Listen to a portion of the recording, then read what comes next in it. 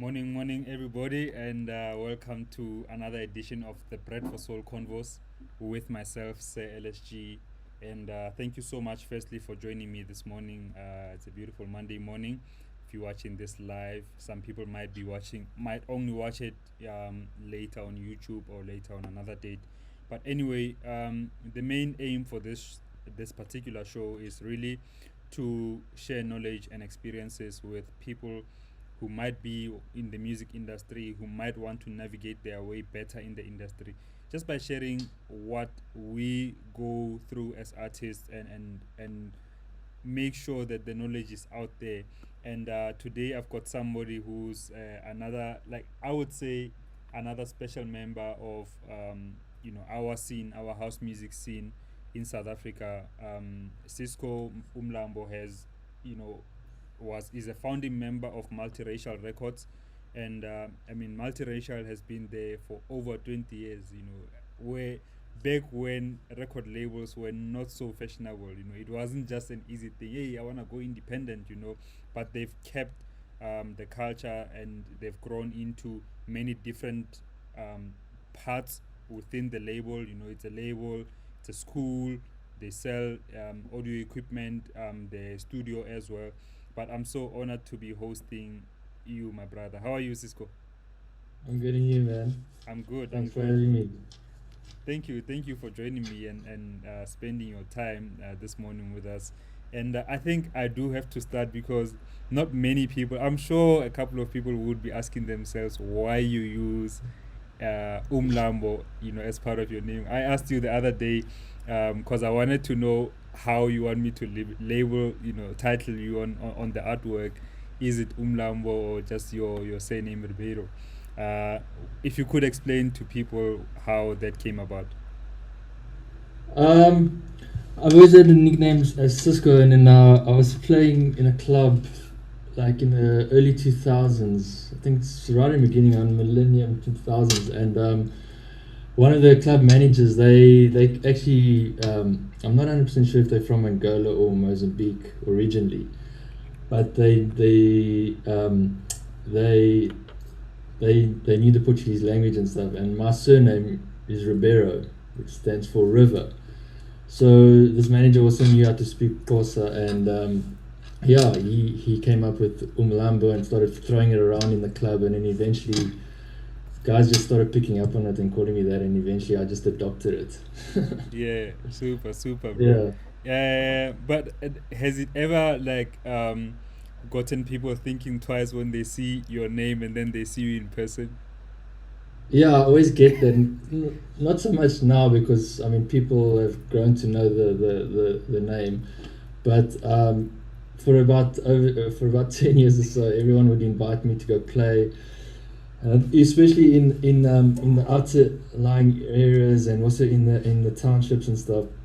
In Kasi, we'd go in and I'd be playing, and people would see the poster and they were like thrown off, and then they come to me and like, but you're white, and I'm like, I'm South African, I'm just a doctor. Yeah, yeah. And Yeah. I do have to ask: has the name now, like Umlambo, has it grown to become any or to have any spiritual significance to you right now? I feel because I carry that name, it's kind of like drawn me closer to, being South African and I mean, being born on the African continent, and it draws me closer to the culture as well.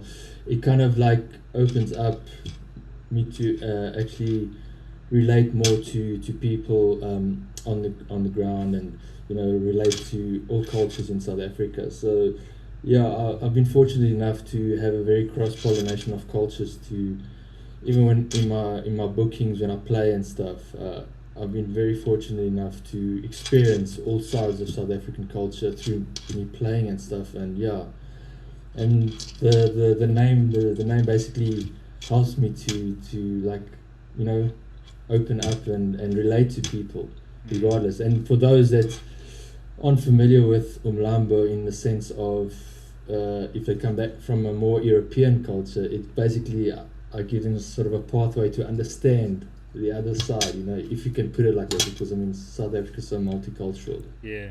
I Yeah. must say though, before we carry on, your bling is making a bit of noise, or when you hitting the table. What is it? I've got, it's little beads. Oh, Like I've got different beads on here and stuff, so oh, nice, I'll nice. I'll divert from it Cool, cool, bro.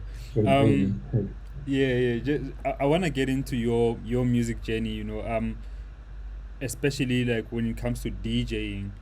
Um, back in Pretoria, like back when you on the day in the days when you were starting, who were some of the people that were already DJs then that you would say you were kind of looking up to?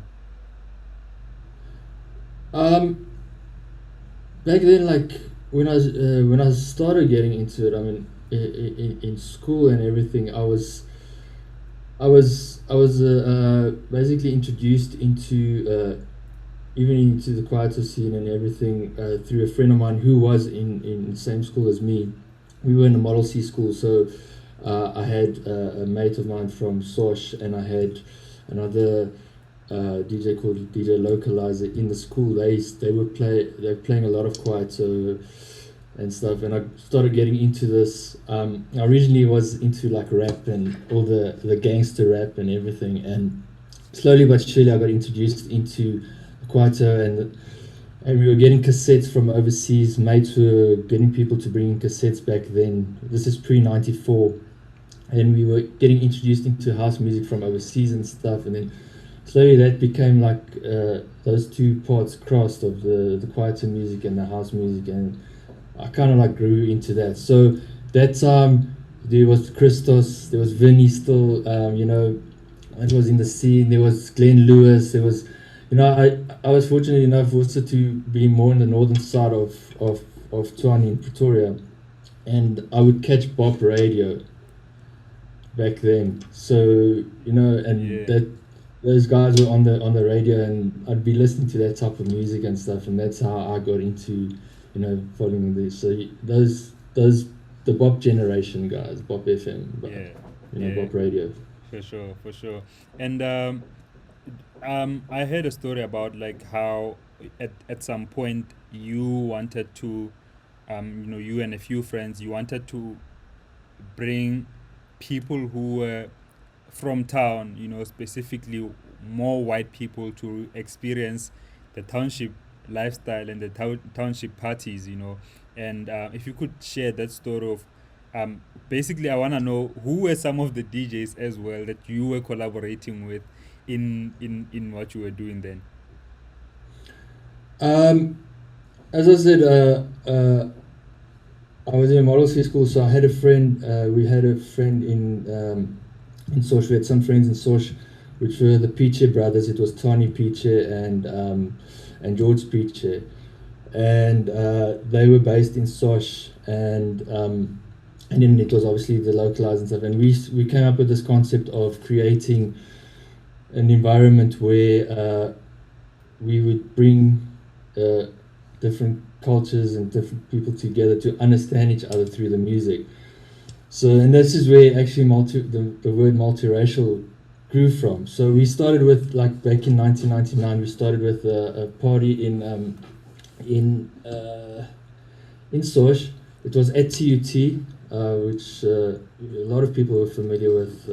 It's a university, technical university in Sosh, and we booked out the university hall, and we just started advertising, putting up posters. We called it the Wire, and we said this is a multiracial production. So it wasn't initially we were naming the company already. We just said this is a multiracial production because we wanted people to understand that it was we're bringing different cultures together, and just to make people understand. So what we do is we bring people from the suburbs, and we cart them into Kasi, and then like get them to know the culture there. And then we would also do some smaller events in Central and everything, and invite people from Kasi and from different backgrounds to start getting this, Mm. uniting of cultures to understand each other. And this it's been basically the backbone of most of the events we've been doing. We've always been trying to keep it multicultural and multiracial. Mm. And it's such Yeah, a dope thing. Like I've seen it even over the years, not necessarily with your events, but somebody like Transmix Soul, who's been doing sessions at ABE in Pretoria, and you will see such a diverse crowd. Like you've got people who are we've got white people who are more into like the deep techie stuff, but then you've got like black kids who are also into deep house, but mostly also into soulful house music. But just to have people coming together in the form of dance, in the form of enjoying a house music event, it's such a dope thing to see. And man, I don't wanna say how much I miss going to the Transmix Soul sessions. Hey, let's yeah. lockdown. But I do have to ask you about when did then multiracial start to become a more structured business? Yeah, we messed around with some events. We started as an event, and then especially after that specific one event that I spoke about, which was quite big. We targeted about 2,500 people to 3,000 people at this event in Sosh, Mm. and then we started creating more structure around a production company. So we started out as multiracial productions, and we carry on doing these events. We did odd events in different places. We're always looking for new, fresh events and fresh ideas. Where we'd even do events where we'd take a venue and we'd fill it up with sand and beach sand and swimming pools and create and yeah, and then we slowly started working with a lot of YFM DJs as well, inviting them and exposing that side of the DJs, because they were only at that time they were coming up on the radio. So we started doing events with YFM and the YFM DJs, Mm.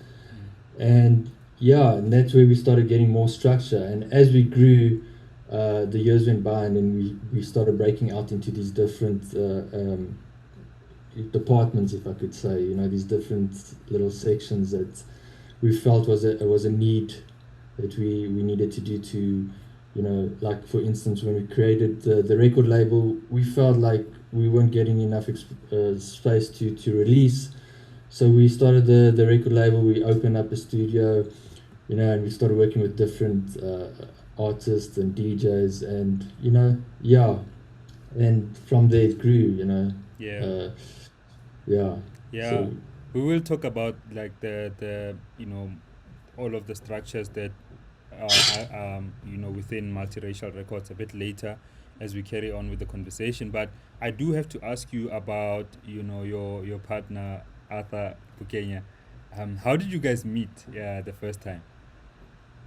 um, So multiracial was already established as we were moving into the record label space, and originally multiracial was a school friends, and so we had a studio already. So I was approached by Black Coffee, Nati, to help them out on the Shana album, one of the Shana albums that was coming. They wanted to get together, and so we had the studio and everything, and they felt like we could help them out. So got them in, and we started getting these session musicians. And Arthur was one of the keyboarders, session musicians that came in because he knew the Shana guys from college, from technical, and yeah, then we got into the session, and the guys, we were working on the Shana album, and on the side, me and Arthur started working on some stuff, ideas, and eventually it just grew from there, and we started releasing single tracks, and the connection and chemistry between me and Arthur was like something else, and yeah, uh, and then it just grew from there. Yeah, you know, and yeah.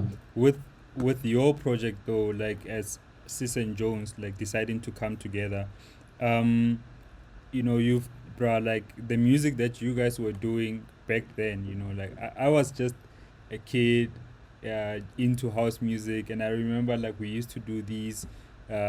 trips where a few friends, you know, you'd just book a bus, you know, book a taxi, go out maybe at fountains or wherever, to go and have a good time, you know, whether it's June 16 or like one of those special events. And I remember, um, Set Your Mind Free. I think it was licensed on one of DJ Fresh's compilation, bruh.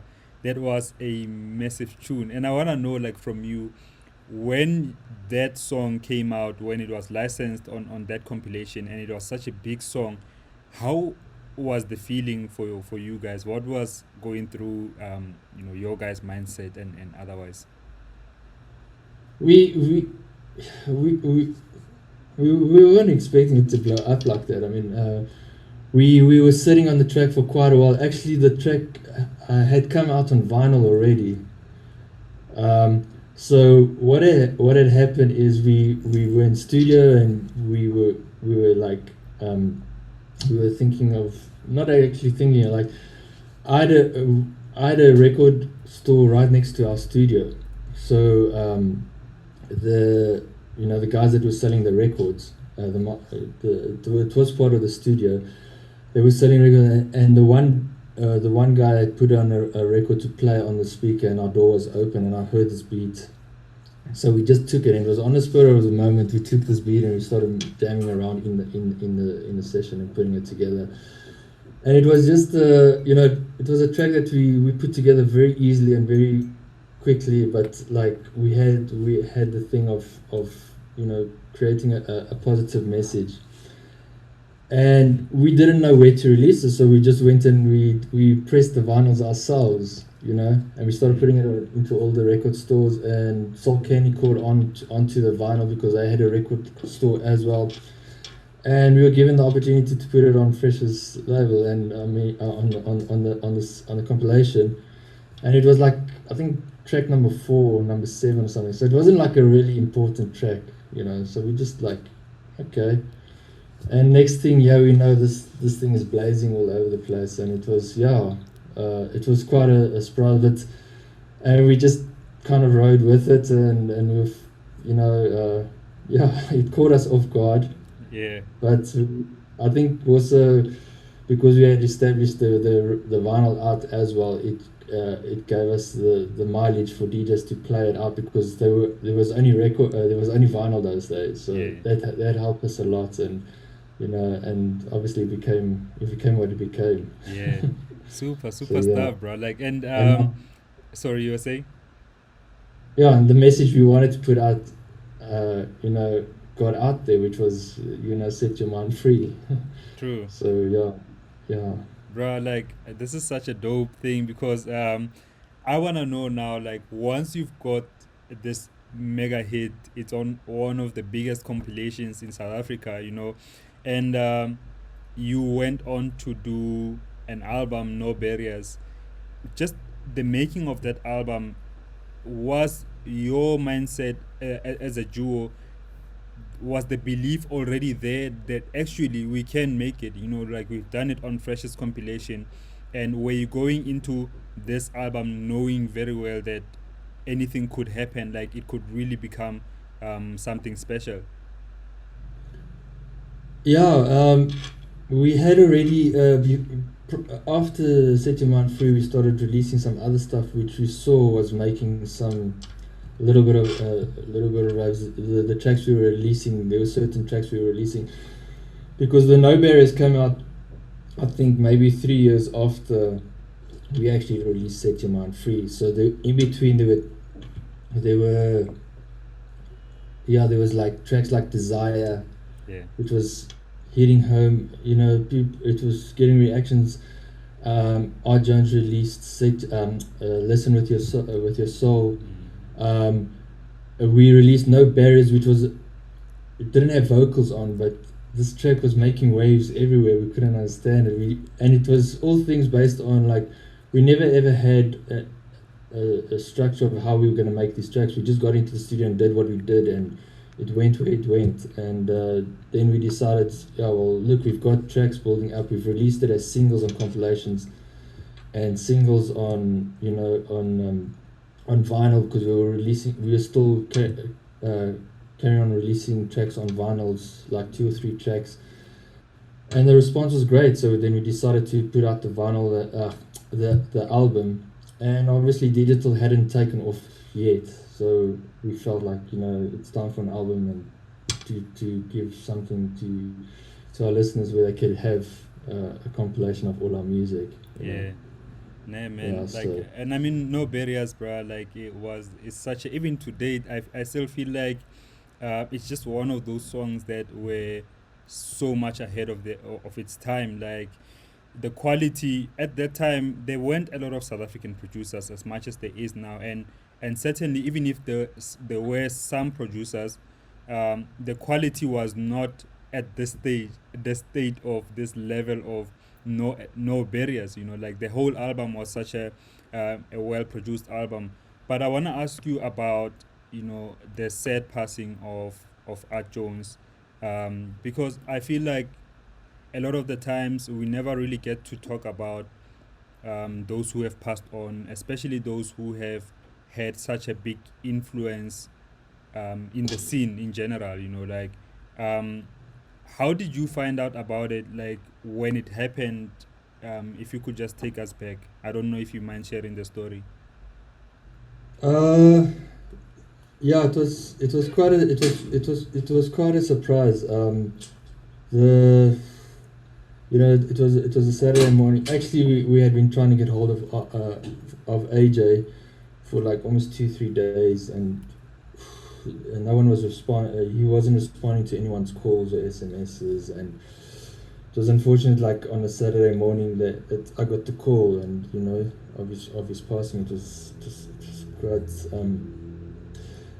how can I say, it was it's still difficult for me to explain today. Like it was such a shock to me that they had asked me to come to his place that same day they found him, and my thinking was I can't go there and see him in that state. I need to remember him as a person that's alive, because they obviously found him in his garage, and I didn't want to go there and look at it, see AJ as that. So I chose not to go in that day, and then rather see the family the next day, and yeah. So when it's still something that's it's very difficult to talk about. Yeah. You have 3 days of not knowing what's going on, and then only to find out your friend has passed after those 3 days of really looking for him and trying to piece together what's going on. Man. And Yeah. and I know, man, like, very well. Like, for example, on with my case, there's a friend of mine who was also a musician, and when I started music and music production, I used to do everything on my own. Like, I used to play all the instruments on my own, and mix and master my music. But then, yeah, I got introduced to this friend of mine, Wheezy, and I mean, he also passed away. I think 2013, 2015, something like that. But for me, I really struggled dealing with the loss of a friend. Especially not only like the loss of a friend, because that's also on its own, it's quite difficult to deal with, but now also losing somebody that I used to work with so much, because when he came into the picture, into my music, everything changed. That's when my sound really changed. I started looking more towards having a more organic and more musical side of production, and losing him, like, I really really struggled with the loss. I want to ask you, man, like, how have you over the years helped yourself to carry on, with the dream, especially knowing that part of your journey, you had somebody like AJ in it, and now he was no more. Yeah, we like AJ brought a lot of creativity to our partnership. So when I say partnership, besides the very tight friendship bond we had, we had a musical partnership, you know, and I contributed to one side of the music, and he contributed a lot to the other side of the music. Mm. So when that was taken away, you know, I struggled, and I sometimes still struggle this day, because our our partnership was so how can I say, like when we got into the studio, we didn't have any limits of like creativity, you know.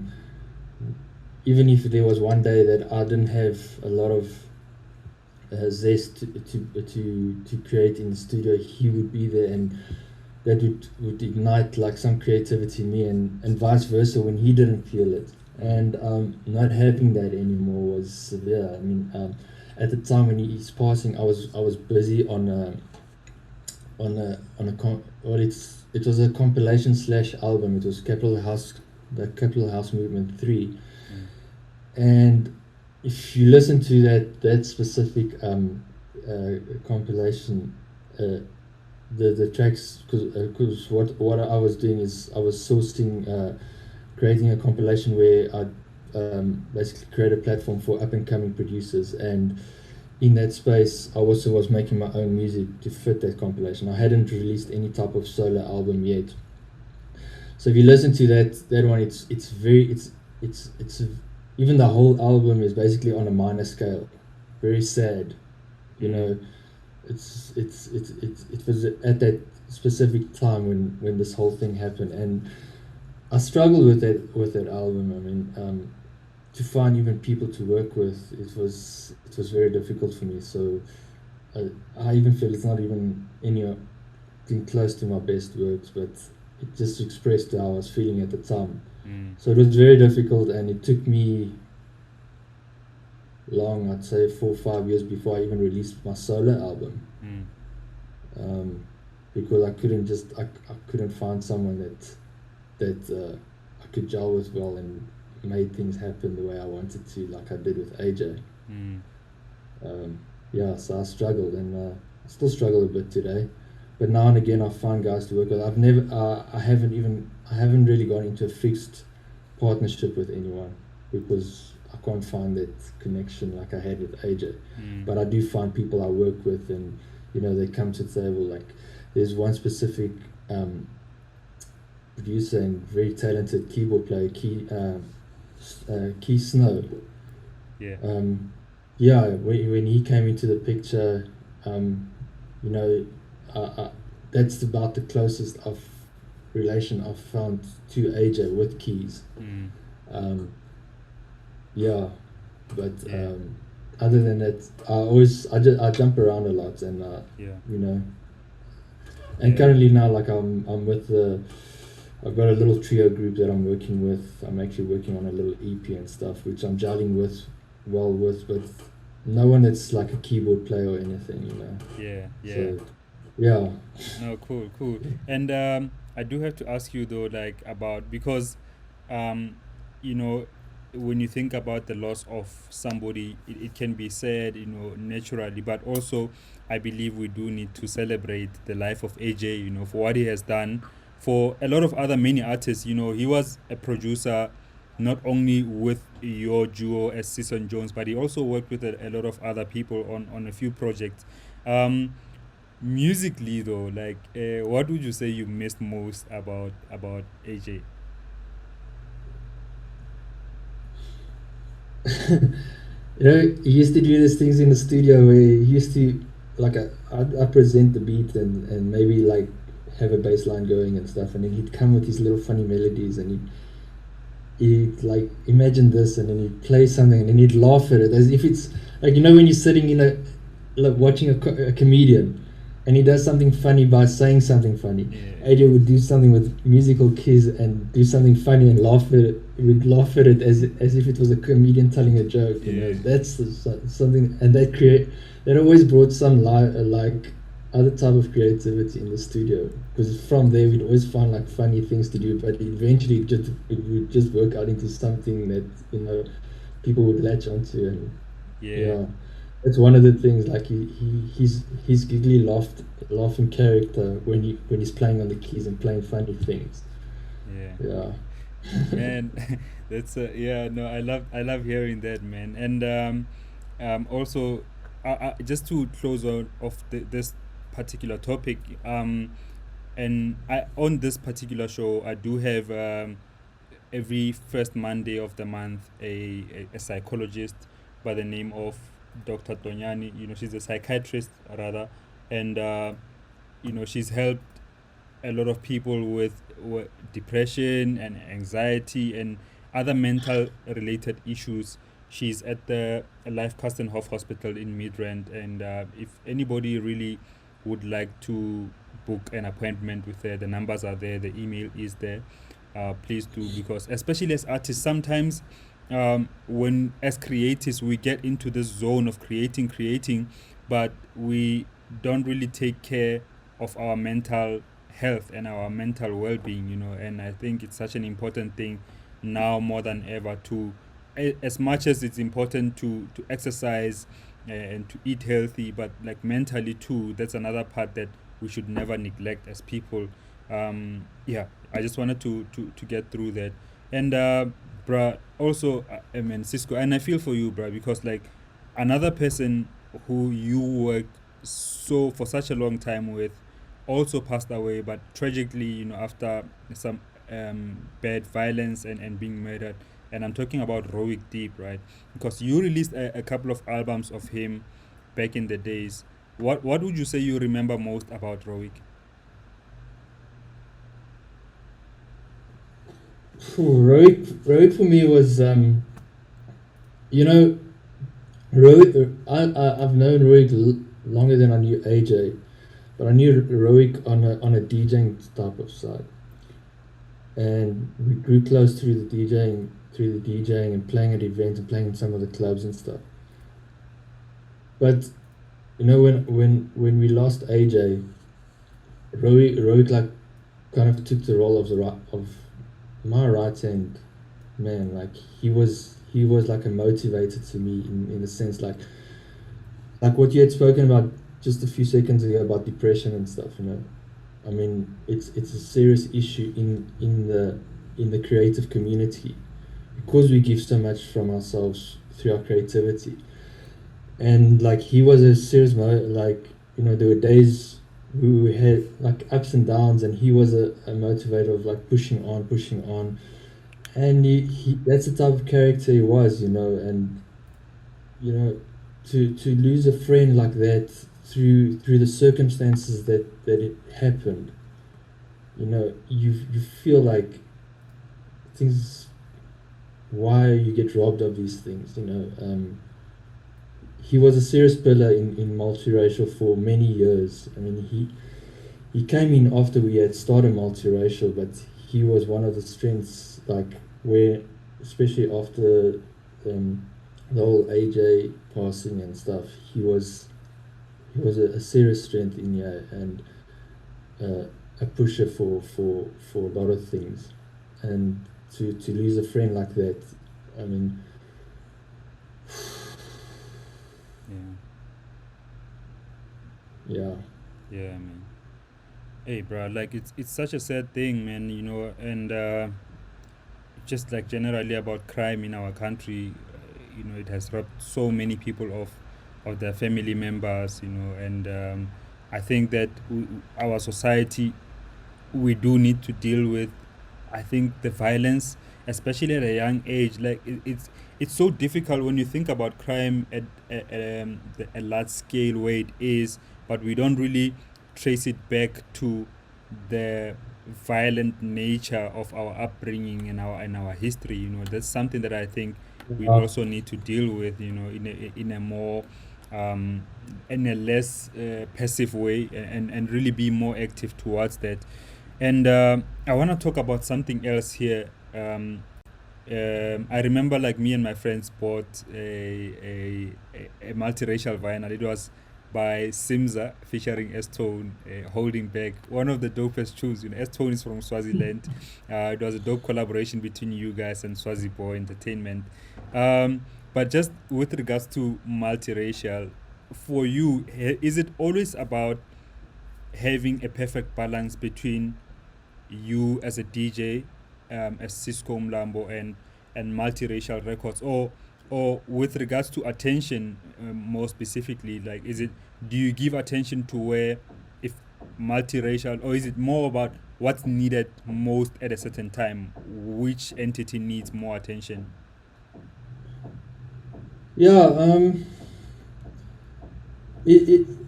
I basically, you know, when we created multiracial, we we were creating it for a group of friends and doing events. At that time, it was DJing, so we wanted to have parties, and we weren't getting into the clubs and stuff, and we wanted to carry our vision of creating an environment of mixed cultures, and then it became the music, and then I think during that period of building the multiracial records, that's where we started focusing on individual brands, and all of us in between Sis and Jones and SISCO UMLAMBO. And currently now, I still like try and carry SISCO UMLAMBO brand, and then there's the multiracial. So it's like you said, I try and try and create the balance between the two.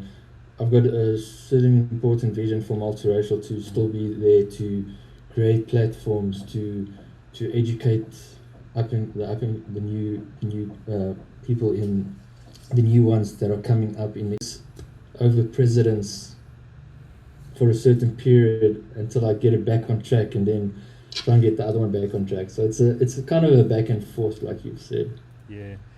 Yeah. One of the people that you've worked with at multiracial records, he sent me a voice note, and I wanna play it, and we'll carry on with our conversation. Yo, morning, brother LSG and Bread for Soul viewers, followers, listeners. Much love to the guys you work at doing, man. I first met Cisco around 2005. I think it would have been my third year in varsity in Pretoria. I was studying out there, and I had just met Black Coffee, who wanted to do a remix of my song. And he then fetched me and took me to Multiracial Records. We got there, I just met this gentleman who was operating the studio for us, set up everything. We recorded, and then, I was introduced to Cisco like that.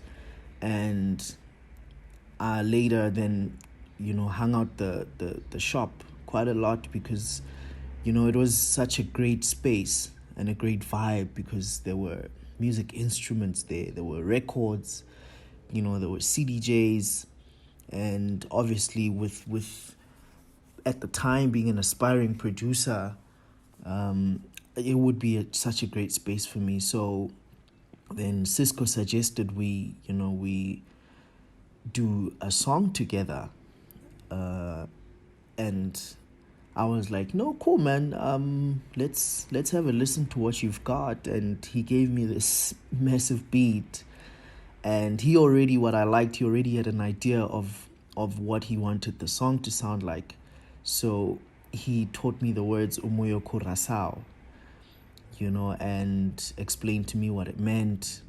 And then I just wrote, built up the song around that, and it became such a great record. But what was so amazing was just seeing Cisco and AJ work, man. Like, every time I'd go there, you'd find AJ laying some keys, and I remember seeing him play No Barriers.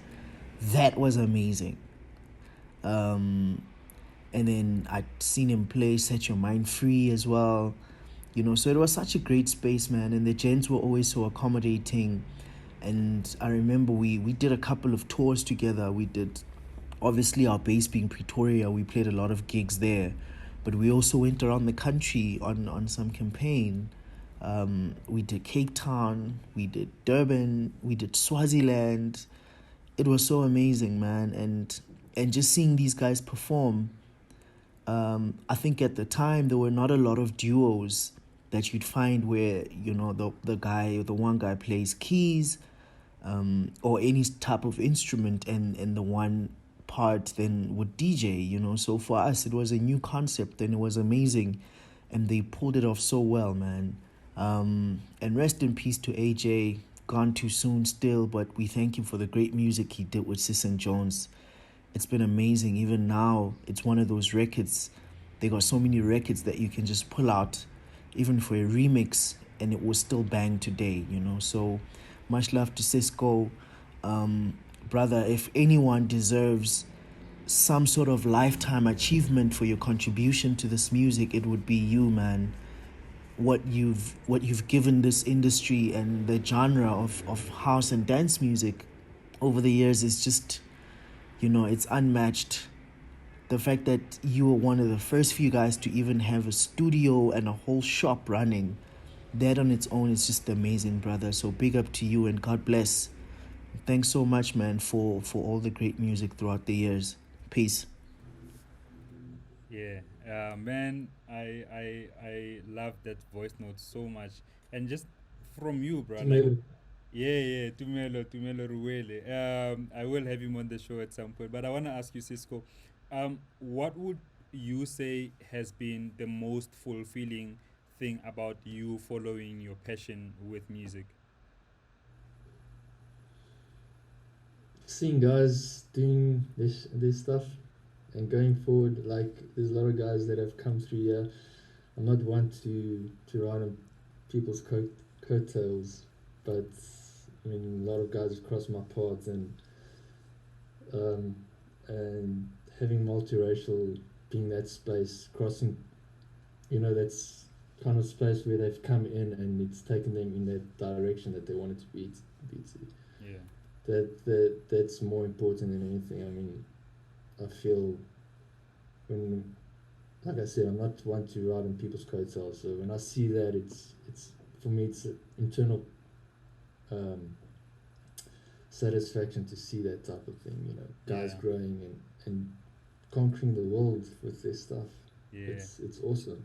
Right, it's amazing, and I'm such a fan of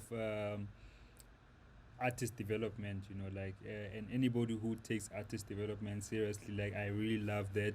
If I could assist in any way, I do, and I think that's also part of the reason why I started this platform and this show, is to really, yes, interview everybody who's done it, but it's mainly about the ones who are coming up. You know, because I want us to document our stories. You know, it's something that we haven't done well in South Africa, especially for a house nation that is considered to be the capital of dance in the whole world. We haven't done enough documenting of our own stories, and I think that's another reason why I feel this show plays an important role. And I'm not blowing my own horn, you know, but I want to say, also being in the industry for so long, you've seen many artists like quitting along the way. You've also seen artists making it, you know. Julian Gomes is one of the people who really started at multiracial, even though he was not part of the label. But his journey into DJing, he used to come there from high school. I had him on the show, and he was telling the story of how the only thing he wanted to do immediately after school is out is go to your studio, you know, and just that experience gave him so much. And look at where he is right now. But I want to ask you, with regards to artist development, what are some of the key factors that you would say determine whether someone goes in the whole way or not?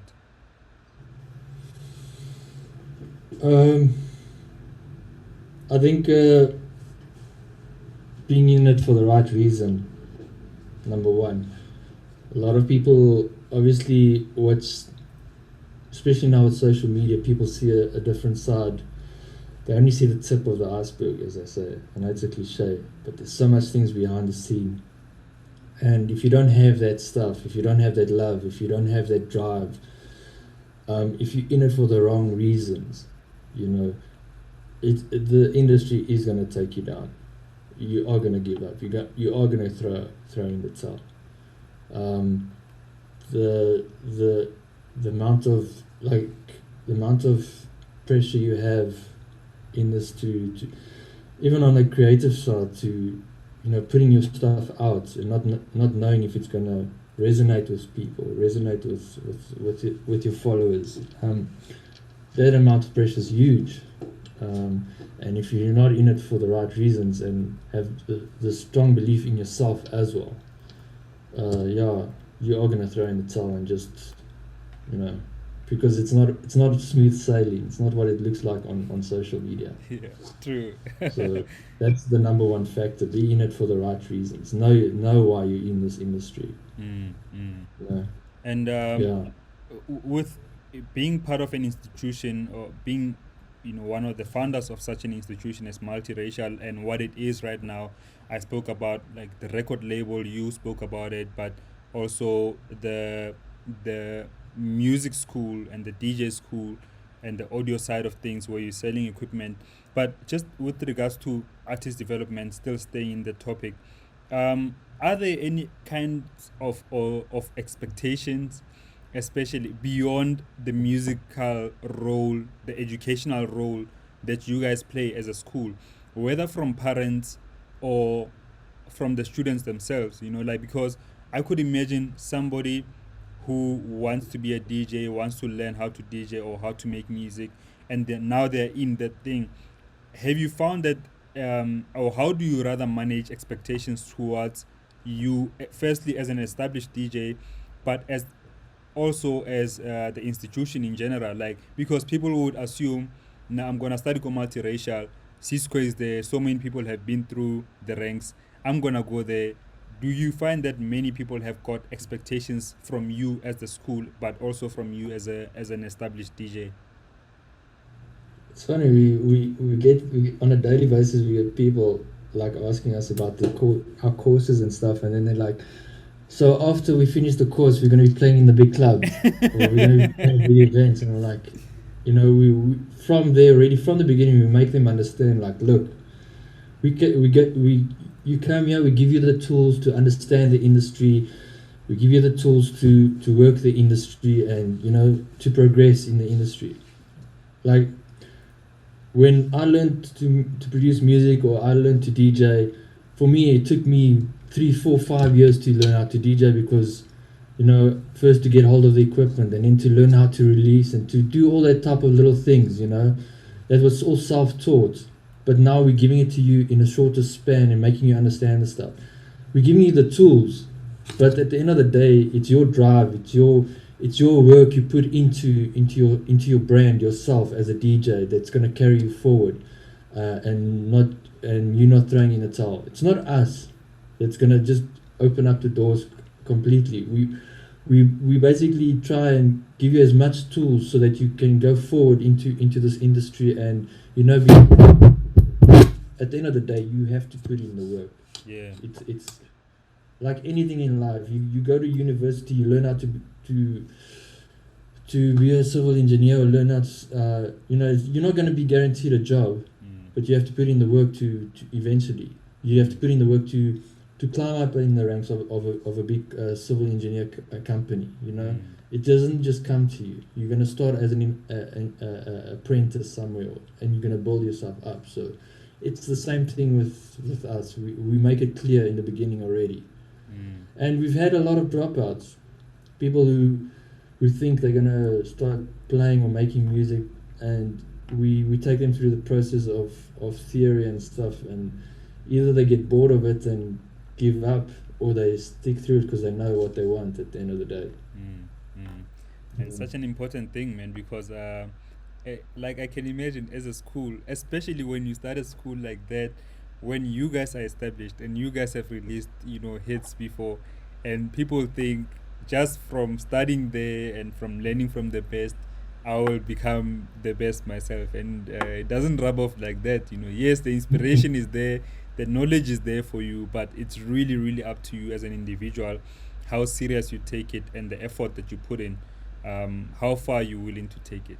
I think that's always the case. And like you say, regardless of any field of music, or whether it's music or any field for that matter, you're an accountant, engineer, doctor, you could be shown and taught by the best people there is in the world.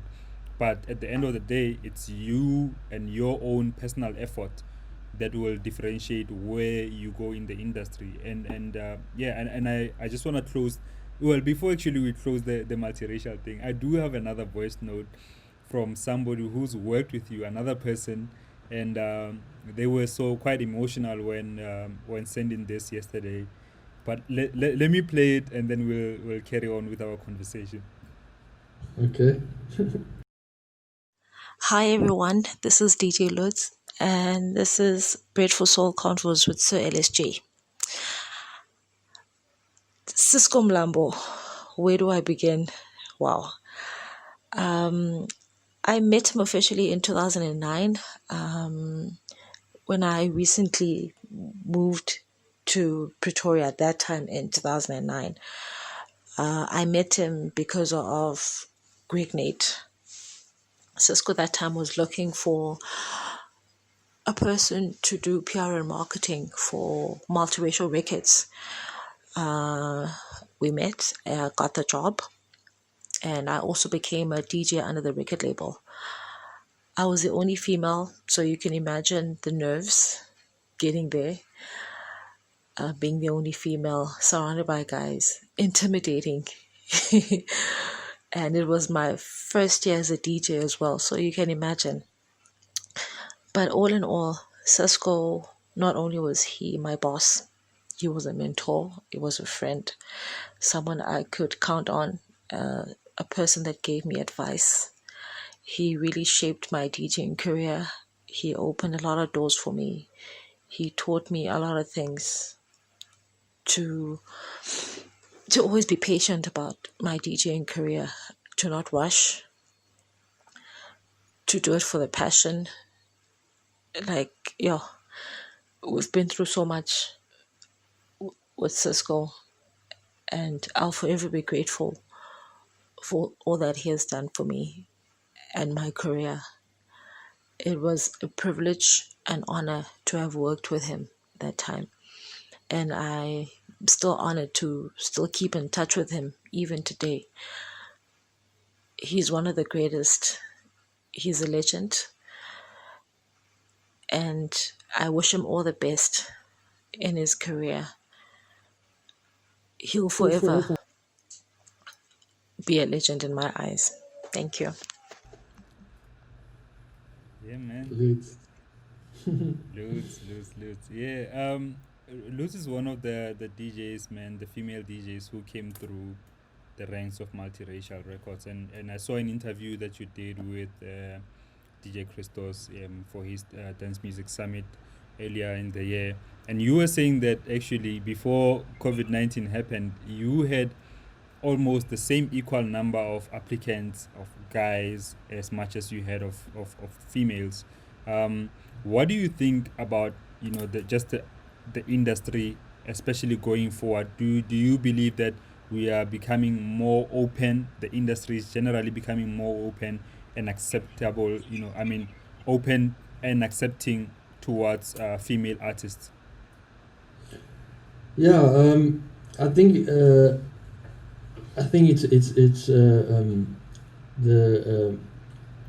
it's becoming that females are becoming more confident now, and seeing that they are able to come to the table. The opportunities are there, and I think that's like kind of encouraged now when they see other DJs like Zinkler and Lutz and Buchle, and they see all these DJs like doing well and in their own spaces, so they see these opportunities, and the table's now open to them, and they're starting to feel more comfortable with the DJ environment. I think back then, even what Lutz mentioned now, it felt a little bit intimidating because it was mainly male dominant and stuff. But at the end of the day, sometimes I feel like females have got a better ear than the males. Yeah. Yeah. There's maybe something in the genes yeah. that make their listening better. I think also, like, once they start pushing into the production space, as like Buchle has already started in the deep house scene, and you have your Zinkler in her scene, and Mm. when they start pushing more into the production space, it's going to be very interesting because I feel like the quality of music is going to be incredible. Mm. So yeah, Yeah.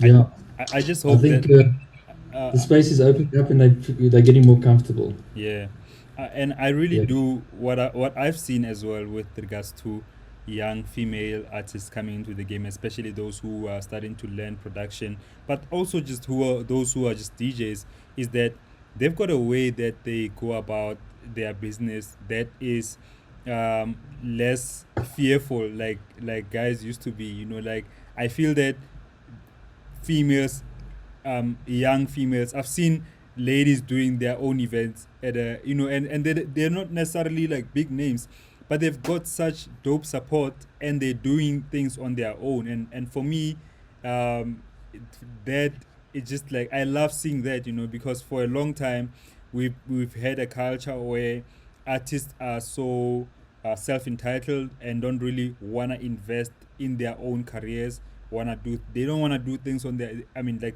back in the days, like it was rare to find guys doing their own events, but we're seeing that more happening more and more.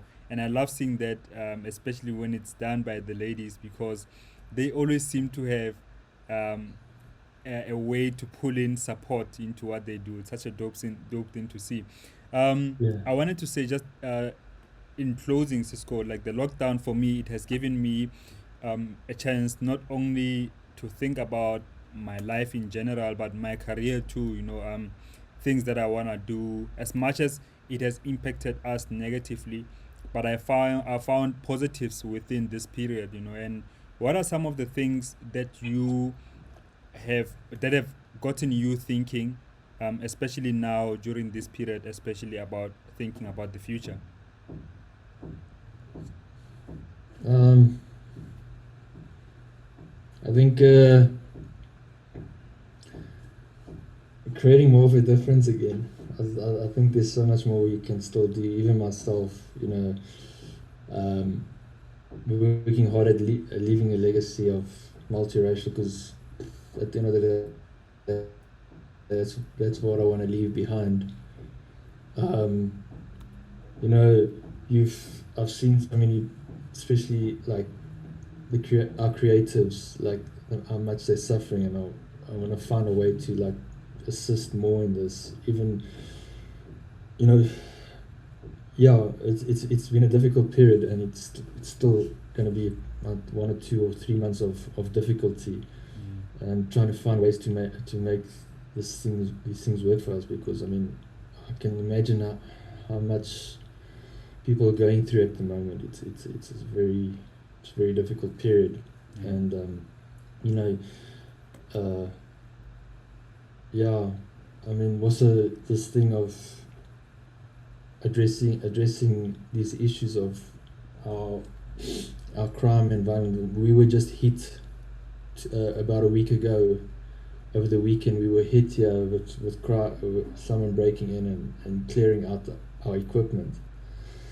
Damn. And in a way, I feel like uh, the people are desperate now, and it's showing the desperateness, and we have to address this thing through dialogue, through creating opportunities, and yeah, I want to. I'm still trying to put my head around it, how I can get involved in this. Yeah. Even getting involved on a maybe like a counselor type of position or something in my industry for the Yeah. entertainment cultural side, because I feel that's maybe a way I can get into contribution to start in Pretoria, where I've always started, and maybe sprout out. These are all things that are going through my head, how I can contribute to getting to those positions, and then contribute to these things to make Mm. to make it better and alleviate these problems. Yeah. Man, I Mm. really do wish you all the best in that. And I always found that most of the time when we give ourselves to a cause where it's not only about us, but it's also about helping other people, better things also do happen for ourselves, you know, even unintendedly, but things do come through. And I really do wish you all the best with your career and your everything that you want to do, but also most importantly with multiracial just as an entity. You know, I just wish you more growth. There's a friend, Ket Laket, he just wrote on Facebook. He was saying that he used to duck the last period from school to go and chill at multiracial to just listen to records, even if he wasn't buying. And he says that multiracial was a home to a lot of us and DJs and producers in Pretoria for many years. Cisco has been a leader of our generation. And indeed, you have been, man. I just want to say well done with what you have done, and more everything. You know, I wish you everything positive for the future that you are planning. Thank you. The journey is not finished yet. No, We no, have to it's pulling not. up the people. Keep on Sure, pulling up those that are coming up. for sure, bro, for sure. Yeah. Just in closing, I do have one more voice note that I wanna sneak in. You're Quite. getting me with these voice notes, man. My man, Mom is breaking into tears here. sorry for making you emotional, but this one is from Reginald. Let's check it out before we close. Eitaola Mechomi. I've known Cisco for more than 10 years, Mechomi. He's a humble guy, dedicated. He will never ever miss work without any reason, my brother. Them Cisco, God bless you, my brother. Keep doing what you love. We will come back strong, my brother. Eitaola. Langster. Yeah, DJ Malankan. Anyway, brother, I think let's pack it here. And I just want to say to people who are watching this, guys, tomorrow on the show I've got it's the 16th, the 70th. Oh, it's the 69th episode tomorrow, and I'm happy to be hosting Mikasa as some of the like on the 69th episode I'll be hosting Mikasa, and Wednesday I've got a special episode on the 70th one. You know, if everything goes well, this show we will see more and more people. Yeah, Mikasa's coming through tomorrow. And basically, Cisco, thank you so much, brother. Let us pack it here. Let me ask you this though: is there? Sorry, you were saying? I want to just say thank you, man, for these episodes, man. You know, they're really inspirational. I don't not only to those that are still wanting to get information, but for all, even us that are much more further on our journey. It's really inspirational. You know, we in this lockdown and we're suffering in certain areas, and you know, not being able to perform and stuff. And when we watch these episodes, it's really inspirational and gives us like a little extra flair and flame within us to push on through this difficult time. Yeah. I just want to thank you for that. No, thank you, bro. Thank you. For me, like the honor and pleasure is all mine. You know, because I learn a lot. Like you just said, imagine everybody that I'm talking to, I'm just learning and learning. I'm taking it all in, but I'm also blessed to be in a position where I'm able to have people like you and be connected with people, other artists within and other players within the industry, who have been so gracefully, you know, showed me nothing but like love, especially with the show. So thank you to people like you who are not stingy about sharing their knowledge and their journey, because that's how we grow, that's how we teach one another, you know. So yeah, thank you, brother, thank you. And to everybody who's watching, thank you for watching, guys. Please tag somebody in the comment section who might learn from the conversation, who might enjoy the conversation maybe.